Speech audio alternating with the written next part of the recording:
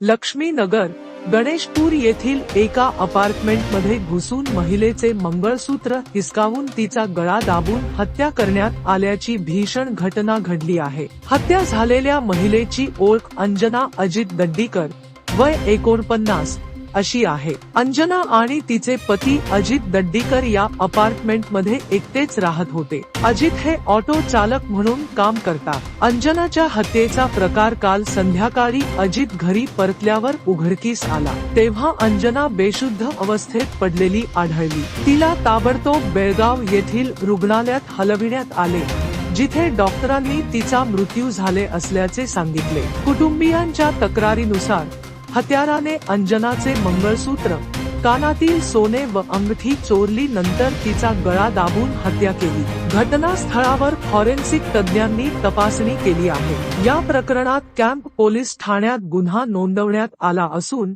तपास चालू आहे।